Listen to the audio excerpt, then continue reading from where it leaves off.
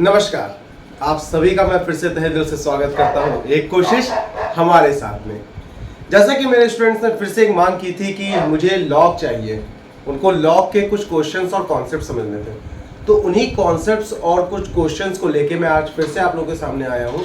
सबसे पहले आज की वीडियो में मैं केवल कॉन्सेप्ट से रिलेटेड बात करूंगा और नेक्स्ट वीडियो जो आएगी मैं पर्टिकुलर कुछ क्वेश्चंस को लूंगा, उन्हीं टाइप के क्वेश्चन को कराने की कोशिश करूंगा ताकि आपके कॉन्सेप्ट बेस्ड क्वेश्चन क्लियर हो पाए।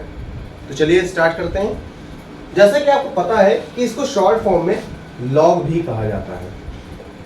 अब ये टॉपिक बहुत ज़्यादा इंपॉर्टेंट हो जाता है क्योंकि ये 9, 10, 11, 12 सब जगह पूछे जाने वाला टॉपिक है। आगे चल के भी ये बहुत इंपॉर्टेंट टॉपिक बन जाता है। तो चलिए अब इसके बारे में जानने की कोशिश करते हैं। जैसे मैं आपको एक कोई क्वेश्चन दूं कि मैं कह रहा हूँ ये 2 की पावर 3 लगा हुआ है। 2 यहाँ पर क्या है? मैंने आप लोगों को हमेशा बताया था कि जो चीज़ नीचे रहती है वो बेस की तरह ट्रीट होने लगती है। तो यहाँ पर ये 2 क्या है? बेस है और 3 क्या है? पार। तो एक तरह से हम कह सकते हैं कि एक्सपोनेंशियल फॉर्म में दे रखा है। 2 raise to the power 3 is in exponential form. अगर सबको पता है इसको हम सॉल्व करेंगे तो आंसर कितना आएगा? 8। तो ये एक्सपोनेंशियल फॉर्म में यहाँ क्यों डिस्कस कर रहा हूँ उसका भी एक रीजन है, क्योंकि अब इसके बाद में अगर कोई हमसे कहता है कि इस एक्सपोनेंशियल फॉर्म के थ्रू आप लॉग को कैलकुलेट करिए या फिर इसको लॉग के फॉर्म में चेंज करिए, तो कैसे करेंगे? तो देखिए, सबसे पहले आपको क्या करना होगा, ये जो राइट हैंड साइड वैल्यू आपकी लिखी हुई है या फिर जिससे आप कह रहे हैं सॉल्व करने पर जो वैल्यू आई है उसको आप लॉग के साथ लिख लीजिए।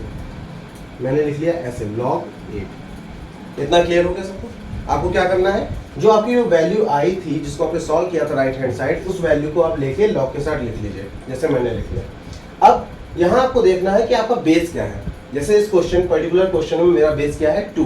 तो मैं यहाँ पर लॉग के साथ बेस ले लूंगा 2। अब ये हो चुका है log base 2 8 is equal to what? जितनी पार है, इसकी पार कितनी है?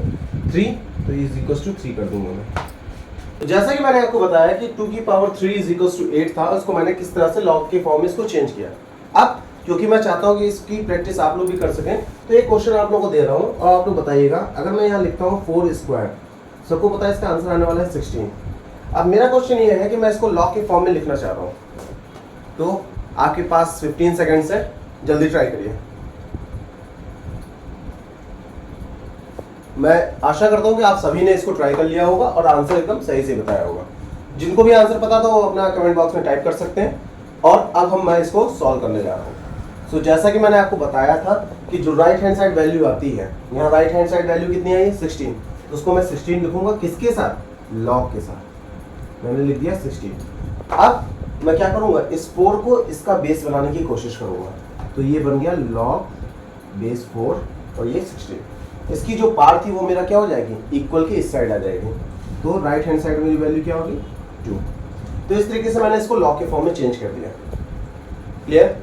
अब आपके लिए एक होमवर्क है। होमवर्क क्या है? मैं एक क्वेश्चन दे रहा हूं जिसको आपको कमेंट बॉक्स में बताना है कि इसका आंसर लॉग के फॉर्म में क्या होगा।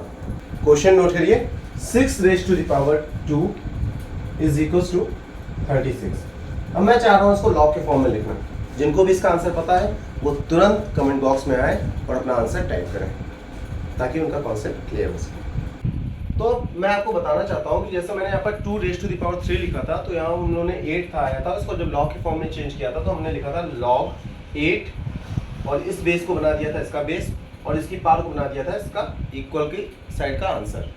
तो इसका कहने का मतलब ये है, अगर मैं इसको कहूँ तो ये कहीं ना कहीं अगर 2 रेज़ टू द पावर 3 है, अगर मैं इसको ऐसे ट्रीट कराऊँ a raise to the power n और 8 की जगह मैं कर दूँ b। ये जो मैं आपको जो बताने जा रहा हूँ ये आपको आपकी बुक में आपको रूल नंबर 1 मिलेगा। तो क्या चीज़ है ये देखते हैं। a raise to the power n is equal to b है। अब इसको मैं अगर लॉग के फॉर्म में चेंज करना चाहूँ तो आप लोग बताइए कैसे होगा। सबसे पहले हम देखेंगे राइट हैंड साइड मेरे पास वैल्यू क्या लिखी हुई है जो कि है b। तो उसको मैं क्या करूँगा? log b। अब नेक्स्ट क्या बताया था मैंने? इसको बेस बनाने की कोशिश करेंगे। तो इसको मैंने बना दिया बेस और इसकी जो पार है वो कहाँ पहुँच जाएगी? इक्वल के उस साइड। तो ये क्या बन गया? n। ये फर्स्ट रूल आपको मिलेगा आपकी बुक में जो कि है log base a here b is equal to n। अब क्वेश्चन ये उठता है कि सर इसको रीड कैसे किया जाता है? हमारे सामने लिखा हुआ है, कोई हमसे कह रहा है कि इसको रीड करके बताओ कि ये है क्या, कैसे इसको रीड करोगे। तो इसी एग्जांपल के थ्रू समझने की कोशिश करते हैं। जैसे यहाँ लिखा हुआ है log 2 8 इज इक्वल टू 3। तो अगर मैं ऐसे बोल रहा हूँ तो मैं बिल्कुल गलत बोल रहा हूँ। इसको बोलने का तरीका कैसे होगा, log of 8 with base 2 is equal to और इज 3। मैं फिर से रिपीट कर रहा हूँ, ध्यान दीजिएगा, log of 8 with base 2 is 3। इस तरीके से इसको रीड करना होता है। लेकिन यहां पर कुछ कंडीशन होती है। a जो है वो हमेशा मेरा क्या होना चाहिए, रियल नंबर होना चाहिए। ये मैंने बताया a raised to the power n is equal to b। यहाँ कंडीशन ये है कि a should be always real number, और जो मेरा n है वो हमेशा रैशनल फॉर्म में होना चाहिए। अभी यहाँ पर हम 1 को छोड़ के बात कर रहे हैं। जब 1 से रिलेटेड बात आएगी तो मैं आपको बताऊंगा कि ऐसा मैंने यहाँ क्यों बोला था। अभी इस केस में केवल 1 को मैं छोड़ के बात कर रहा हूँ, ठीक है। तो जब भी आप अपने बुक में देखेंगे तो वहाँ लिखा होगा कि 1 को यहाँ कंसीडर नहीं किया जा रहा है, ठीक है। तो इस चीज़ में मैंने आपको बताया कि कंडीशन जो लागू होती है वो कंडीशन ये है कि मेरा जो a होना चाहिए वो रियल नंबर होना चाहिए, और n जो होना चाहिए वो रैशनल नंबर होना चाहिए। क्लियर है आपको? अब मैं आपको एक क्वेश्चन दे रहा हूँ, 5 स्क्वायर इज इक्वल टू 25। इसको आपको क्या करना है, सबसे पहले आपको उसको लॉग में चेंज करना है। सेकंड, आपको इसको ये बताना है कि इसको रीड कैसे करना है। क्लियर है? तो अब मैं आप लोगों के लिए इसी से रिलेटेड कुछ स्पेशल केसेस लेके आया हूँ।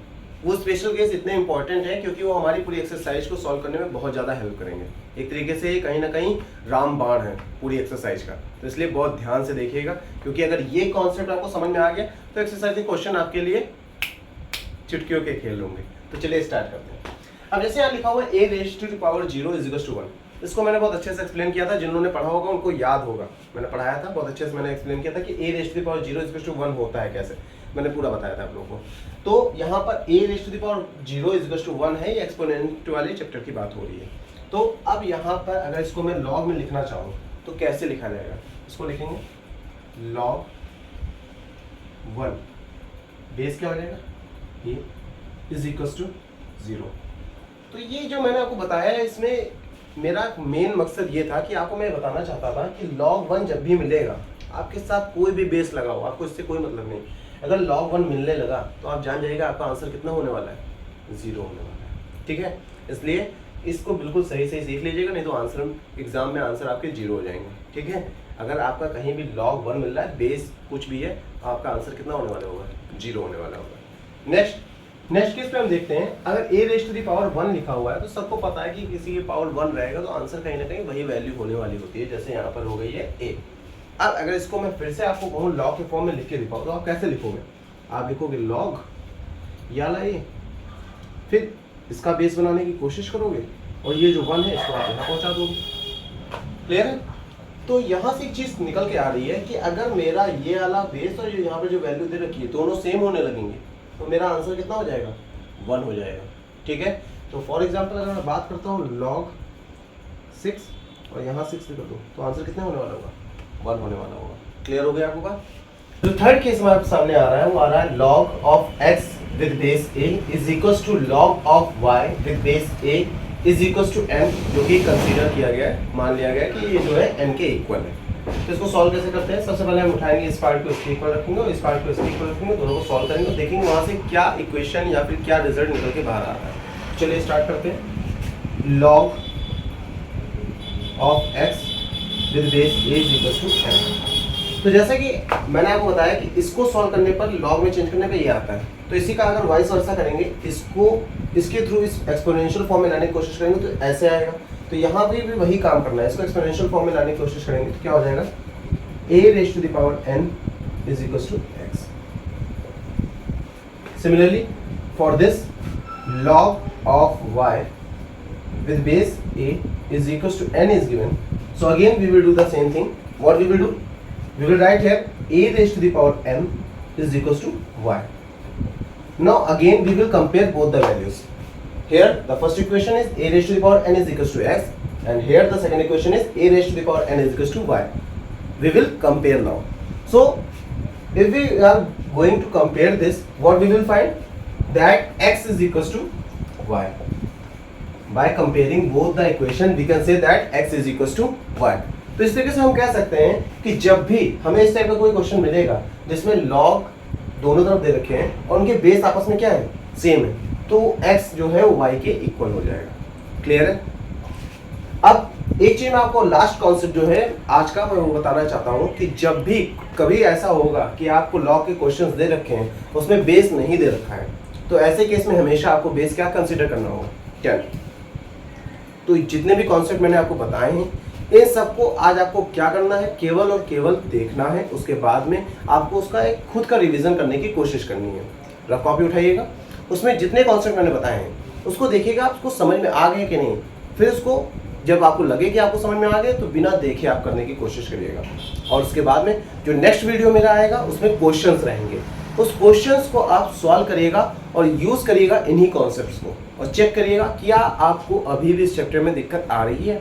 अगर आपको फिर से इस चैप्टर में दिक्कत आ रही है तो आप फिर से मुझे बताइएगा, मैं फिर से इसमें कोशिश करूंगा कि कुछ अच्छा और किया जा सके, ताकि किसी तरह आपको इस चैप्टर का जो डर बैठा हुआ है उसे दूर कर सकूं मैं।